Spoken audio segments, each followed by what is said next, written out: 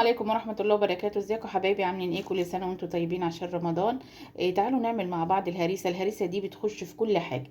بتحطيها على الفول، بتحطيها على الفراخ، بتحطيها على لو هتعملي صينية سمك، صينية مسقعة.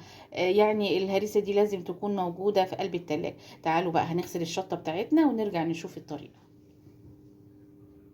كده الشطة انا قطعتها في الخلاط بقى او في الكبة. احط كده بقى الشطة. عندي 3 معالق خل، 8 فصوص توم، عندي ليمونتين كده كبار،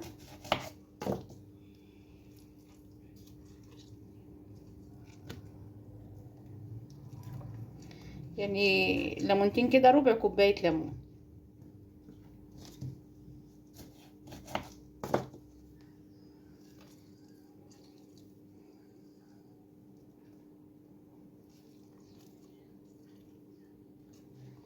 عندي ربع كوباية زيت.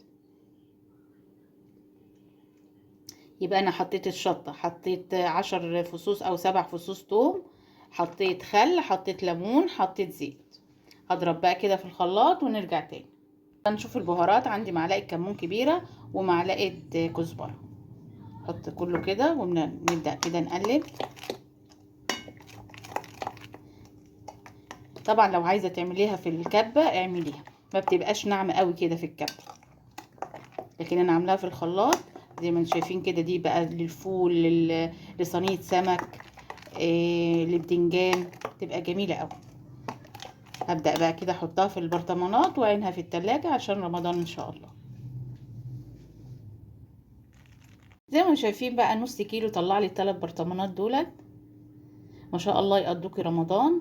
الفول بقى في السحور كده، ولا بتنجان او صينيه مسقعه، او ممكن لو هتعملي صينيه سمك، وممكن يتحط كمان على المحشي، وممكن بيتحط الهريسه دي بتستعمل لكل حاجه. انا عملتها بقى، جبت نص كيلو شطه، حطيتها كده غسلتها كويس وحطيتها في الخلاط، حطيت خل وليمون وزيت، ضربتهم في الخلاط كويس، حطيت عليهم كمون وكزبره ناشفه وعبيتهم بقى في البرطمانات. هغطيهم واحطهم في التلاجة بألف هنا. وكل سنه وانتم طيبين. اعملوا لايك واشتركوا في القناه، والسلام عليكم ورحمه الله وبركاته.